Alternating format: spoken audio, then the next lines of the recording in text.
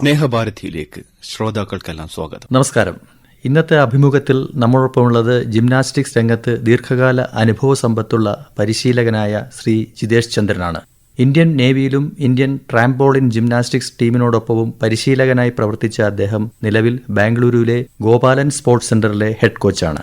ജിംനാസ്റ്റിക്സിലെ അദ്ദേഹത്തിന്റെ അനുഭവങ്ങളും കാഴ്ചപ്പാടുകളും നമുക്ക് ചോദിച്ചറിയാം. ഞാൻ പൊന്നുമോൻ താങ്കളെ ഈ പരിപാടിയിലേക്ക് സ്വാഗതം ചെയ്യുന്നു. ജിംനാസ്റ്റിക്സിലുള്ള താങ്കളുടെ യാത്ര എങ്ങനെ ആരംഭിച്ചു? ഈ കായിക ഇനത്തിലേക്ക് താങ്കൾ എങ്ങനെ ആകർഷിക്കപ്പെട്ടു? 1990 ഒരു പത്രപരസ്യത്തിലൂടെയാണ് ജിംനാസ്റ്റിക്സിനെ പറ്റി ആദ്യമായി ഞാൻ അറിഞ്ഞത്. അന്ന് ഗവൺമെൻറ് ഓഫ് ഇന്ത്യയുടെ sports authority of India special area games എന്ന് പറയുന്നൊരു സ്കീം കൊണ്ടുവന്നു. അതിൽ സർക്കസ് പാരമ്പര്യമുള്ള കുടുംബത്തിലെ കുട്ടികളെ അതിൽ നിന്ന് സെലക്ട് ചെയ്യാൻ വേണ്ടി ാണ് തലശ്ശേരിയിലേക്ക് വന്നത്. കാരണം തലശ്ശേരി എന്ന് പറയുന്നത് സർക്കസിൻ്റെ ഈറ്റില്ലമാണ്.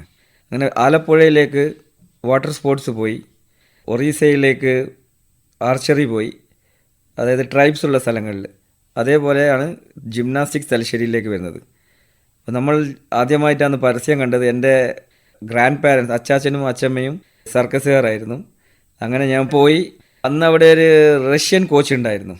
അവർ നമ്മളെ കായികക്ഷമതയെല്ലാം പരിശോധിച്ചു. 140-ലധികം കുട്ടികളുണ്ടായിരുന്നു.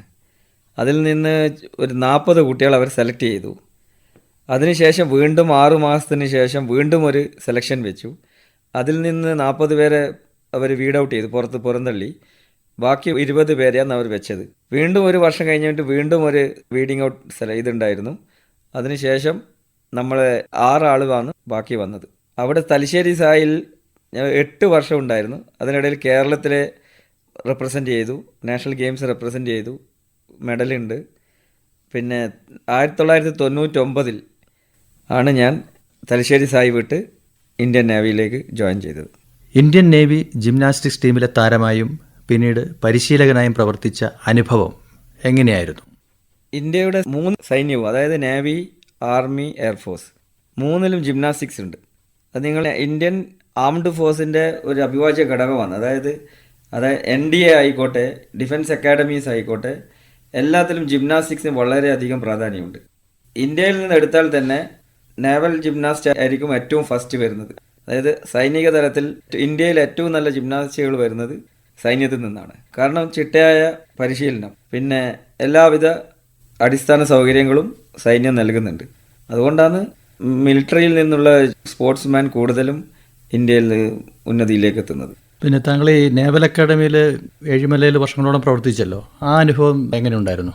ഞാൻ 13 വർഷം നേവിയിൽ ടീമിൽ വർക്ക് ചെയ്തു. ടീമിൻ്റെ കൂടെയായിരുന്നു പ്ലെയറായിട്ട്. പിന്നെ അവിടെ നിന്ന് ഞാൻ ഒരു വർഷം Netaji Subhash institute of sports പട്യാലയിൽ പോയി. അവിടെ കോച്ചിങ് ഡിപ്ലോമ എടുത്തു ഒരു വർഷം. അതിനുശേഷം എൻ്റെ അടുത്ത പോസ്റ്റിംഗ് വന്നത് ഇന്ത്യൻ നേവൽ അക്കാഡമിയിലായിരുന്നു. ഞാൻ നേരത്തെ പറഞ്ഞ പോലെ എല്ലാ അക്കാഡമികളിലും ജിംനാസ്റ്റിക്സ് നിർബന്ധമാണ്.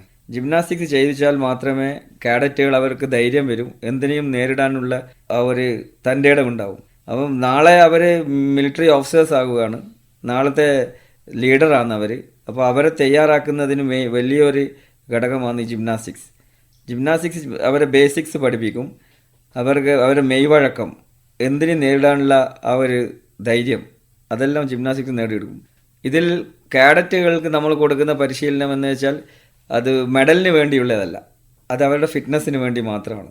അതുകൊണ്ടാണ് ഞാൻ 23 അവിടെ നിന്ന് ബാംഗ്ലൂരിലേക്ക് തിരിച്ചു വന്നത്.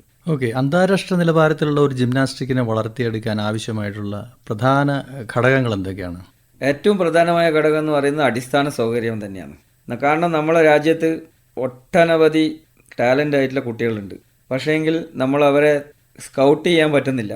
ഒന്നാമത് ഗ്രാസ് റൂട്ട് ലെവലിൽ നമുക്ക് ഒരു ശരി പറഞ്ഞു കഴിഞ്ഞാൽ നമ്മളെ കായിക സംസ്കാരം ഇല്ല എന്ന് വേണമെങ്കിൽ പറയാം. അതാണ് ഇതിൻ്റെ എല്ലാം ഏറ്റവും വലിയ പ്രശ്നം.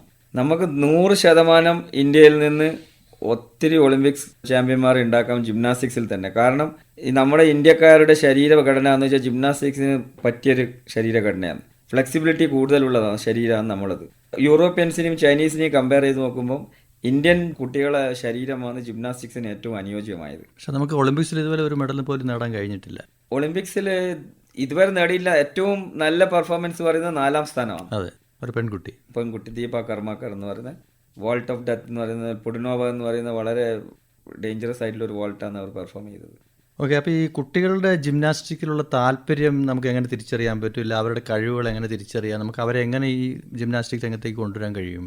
നമ്മൾ സ്കൂളുകളിൽ ആദ്യമായി ഇപ്പം ഞാനിപ്പോൾ ഇവിടെ വർക്ക് ചെയ്യുന്നത് ഗോപാലൻ ഇൻ്റർനാഷണൽ സ്കൂൾ ഹുഡിയിലാണ്. അപ്പോൾ അവിടെ എന്ന് വെച്ചാൽ എല്ലാ കുട്ടികൾക്കും ബേസിക് ലെവലിൽ, അതായത് പ്രീ സ്കൂൾ മുതൽ 8th സ്റ്റാൻഡേർഡ് വരെ നിർബന്ധമായിട്ടും എല്ലാ കുട്ടികളും ജിംനാസ്റ്റിക്സ് ചെയ്യണം. അപ്പോൾ നമ്മളെ കുട്ടികൾ നമ്മളെ അടുത്ത് വരുന്നുണ്ട്.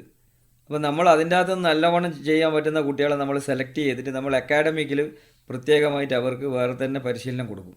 പിന്നെ അങ്ങനെ നമുക്ക് തോന്നുന്ന കുട്ടികളുണ്ടെങ്കിൽ അവരുടെ പാരൻസിനെ നമ്മൾ വിളിച്ച് അറിയിക്കും, നിങ്ങളെ കുട്ടിക്ക് ഇങ്ങനൊരു കഴിവുണ്ട്, നിങ്ങളെ കുട്ടീനെ ജിംനാസ്റ്റിക്സിലേക്ക് വിടണം എന്ന് പറയും. ഈ മാതാപിതാക്കൾ ഇത് പ്രോത്സാഹിപ്പിക്കാറുണ്ടോ? മാതാപിതാക്കൾ ഒരുവിധം പ്രോത്സാഹിപ്പിക്കാറുണ്ട്, പക്ഷേങ്കിൽ അവർ മുഴുവനായിട്ട് സ്പോർട്സിലേക്ക് വിടാനുള്ള താല്പര്യം അവർക്കില്ല.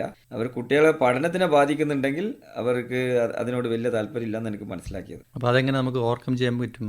അതായത് അവരെ പാരൻസിനെ എഡ്യൂക്കേറ്റ് ചെയ്യുക എന്നുള്ളതാണ് വലിയൊരു കാര്യം. കാരണം നമ്മൾ ഒരു കുട്ടി 1ാം ക്ലാസ്സിൽ 2ാം ക്ലാസ്സിൽ 3ാം ക്ലാസ്സിൽ പഠിച്ച് 4ാം ക്ലാസ് തോറ്റ് കഴിഞ്ഞാൽ ആ കുട്ടീനെ പിന്നെ നമ്മൾ ട്യൂഷന് പറഞ്ഞു വിടും, അടുത്ത ഇതിലേക്ക് ജയിപ്പിക്കാൻ വേണ്ടിയുള്ള പരിശ്രമം നടത്തും. പക്ഷേങ്കിൽ സ്പോർട്സിൽ എന്താണെന്ന് ചോദിച്ചാൽ പ്രത്യേകിച്ച് ജിംനാസ്റ്റിക്സ് എന്ന് പറയുന്ന കുറച്ച് ക്ഷമ വേണ്ടുന്നൊരു കളിയാണ്. നമ്മൾ 2 വർഷം 3 വർഷം കഴിഞ്ഞ് നമുക്ക് മെഡലില്ല എന്ന് പറയുമ്പോഴത്തേക്ക് പാരൻസിൻ്റെ ആ ഒരു എന്തൂസിയാസം നശിച്ചു പോകും. അപ്പോൾ അവരെന്ത് ചെയ്യും, കുട്ടീനെ അതിൽ നിന്ന് വിഡ്രോ ചെയ്യും. യഥാർത്ഥത്തിൽ ഈ കുട്ടി വേണ്ടെങ്കിൽ ഒരു 4 വർഷം കൂടി ചെയ്ത് കഴിഞ്ഞാൽ ഈ കുട്ടിക്ക് വളരെ മെഡലടിക്കാൻ സാധ്യതയുള്ളൊരു കുട്ടിയായിരിക്കും. അങ്ങനെ പല കേസുകളും എൻ്റെ മുമ്പ് തന്നെ ഉണ്ടായിട്ടുണ്ട്.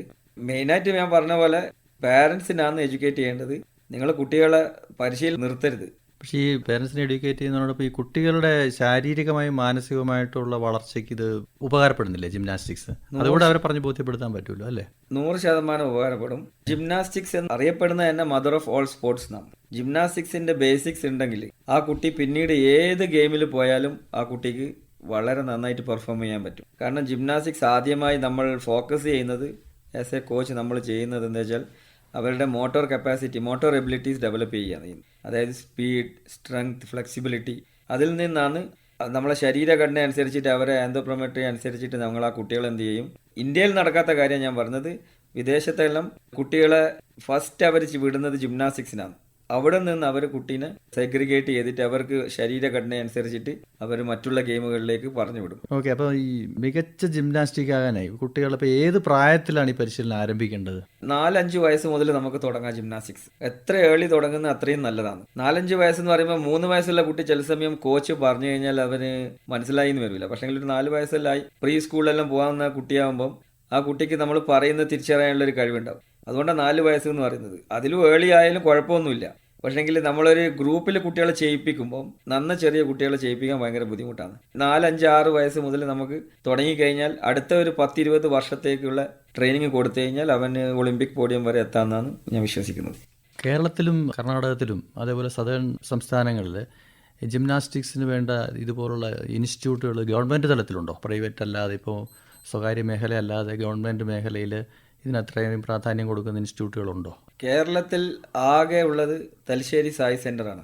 അത് യഥാർത്ഥത്തിൽ അത് വന്നത് special area games gymnastic centre എന്ന പേരിലാണ്. പിന്നീട് വന്ന് കുറേ കാലത്തിന് ശേഷം അത് സായി സെൻ്ററായി. അവിടെ ജിംനാസ്റ്റിക്സിന് മാത്രമുള്ള പ്രാധാന്യം നഷ്ടപ്പെട്ടു.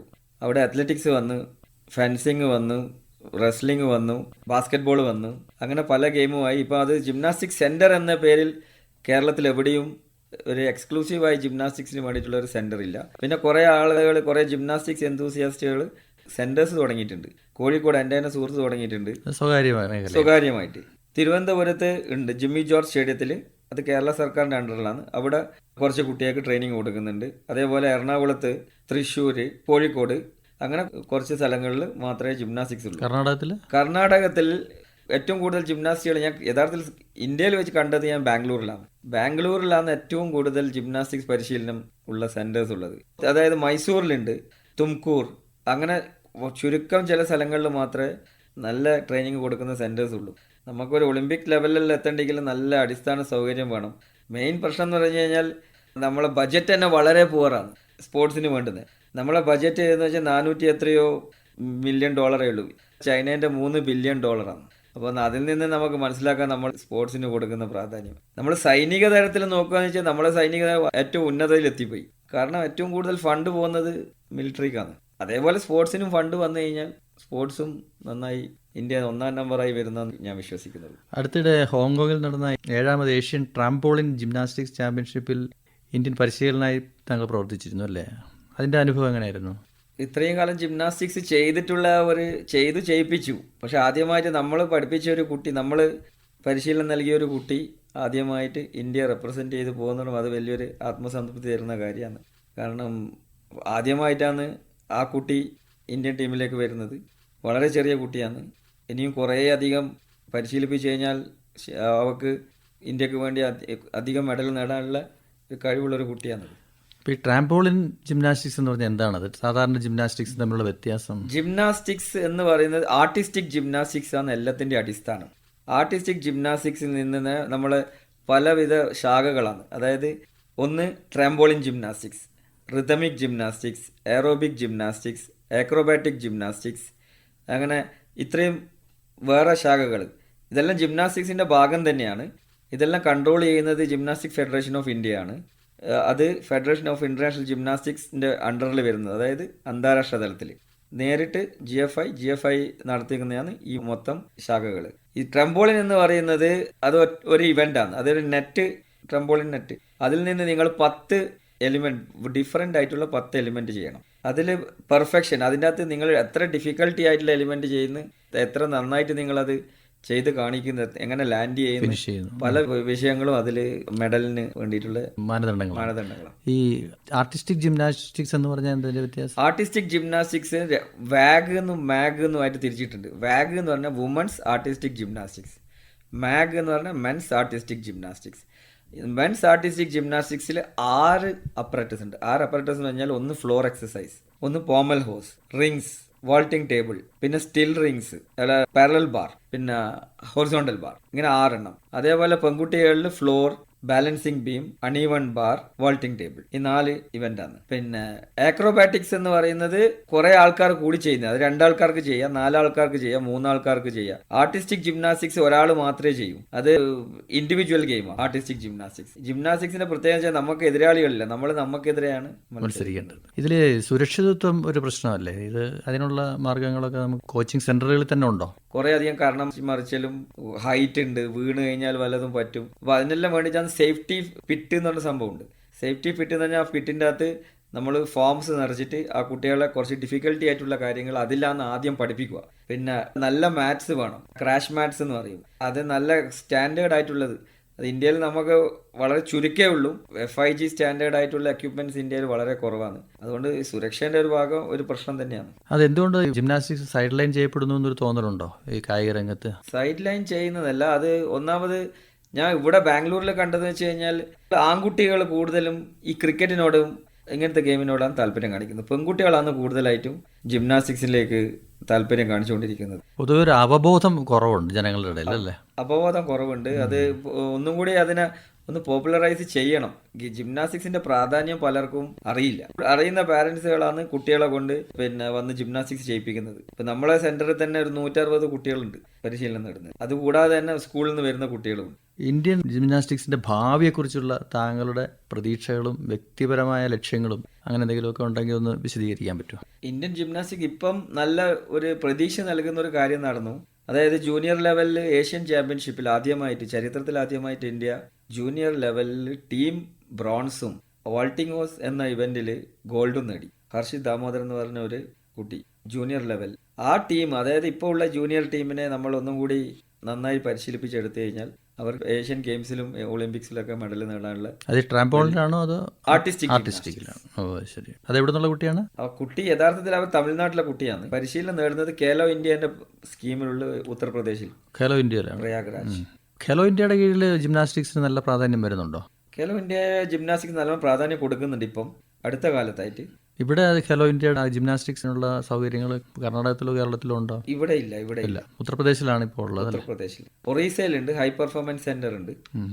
ഈ വരുന്ന കോമൺവെൽത്ത് ഗെയിംസ് ഉടനെ നടക്കാൻ പോവാണല്ലോ. അതിൽ ജിംനാസ്റ്റിക്സിന് നമ്മൾ എന്തെങ്കിലും പ്രത്യേക പദ്ധതികൾ വല്ലതും ഉണ്ടോ? കുട്ടികൾക്ക് പ്രത്യേക മെഡൽ കിട്ടാനുള്ള എന്തെങ്കിലും സാധ്യതകളുണ്ടോ? താങ്കൾ എങ്ങനെ അതിനെ കാണുന്നു? ഈ വരുന്ന ഗ്ലാസ്ഗോ കോമൺവെൽത്ത് ഗെയിംസിൽ കേരളത്തിൽ നിന്നൊരു കുട്ടി ഇന്ത്യയെ റെപ്രസെന്റ് ചെയ്യുന്നുണ്ട്. സ്വാതിഷ് KP എന്ന് പറഞ്ഞ തലശ്ശേരി സായി ജിംനാസ്റ്റിക് സെന്ററിൽ നിന്ന് പരിശീലനം നേടിയ കുട്ടിയാണ്. അവനിപ്പം ജോലി ചെയ്യുന്നത് ഇന്ത്യൻ റെയിൽവേയിലാണ്. ടീം ലണ്ടനിൽ പ്രാക്ടീസ് ചെയ്യാൻ അവർ ക്യാമ്പിലാണുള്ളത്. അവിടെ നേരെ അവർ ഗ്ലാസ്ഗോവിലേക്ക് പോകും. ഏതെല്ലാം മേഖലകളിലാണ് അവർ പാർട്ടിസിപ്പേറ്റ് ചെയ്യുന്നത്? ആർട്ടിസ്റ്റിക് ജിംനാസ്റ്റിക്സിൽ മാത്രമേ ഉള്ളൂ. കോമൺവെൽത്ത് ഗെയിംസ് ഒരു കാര്യം പറയേണ്ടത്, ഒളിമ്പിക് സ്പോർട്സ് എന്ന് പറയുന്നത് artistic gymnastics, trampoline gymnastics, rhythmic gymnastics. Artistic gymnastics 1996 മുതൽ ഒളിമ്പിക്സിന്റെ ഭാഗമാണ്. റിതമിക് ജിംനാസ്റ്റിക്സ് 1986 മുതലാണ് ഒളിമ്പിക്സിന്റെ ഭാഗമായത്. 2000 മുതലാണ് ട്രാംപോളിൻ ഒളിമ്പിക്സിന്റെ ഭാഗമാകുന്നത്. അടുത്ത പ്രാവശ്യം അക്രോബാറ്റിക്സ് ജിംനാസ്റ്റിക്സിന്റെ ഭാഗമാക്കാനുള്ള ശ്രമം നടക്കുന്നുണ്ട്. അതിൽ തന്നെ 1924 സ്ത്രീകൾക്ക് മത്സരിക്കാനുള്ള അനുവാദം കിട്ടിയത് ആദ്യമായി. അപ്പൊ ഇപ്പൊ ഏതെല്ലാം കാറ്റഗറികളിലാണ് ഒളിമ്പിക്സിലുള്ളത്? ഇപ്പൊ ഉള്ളത്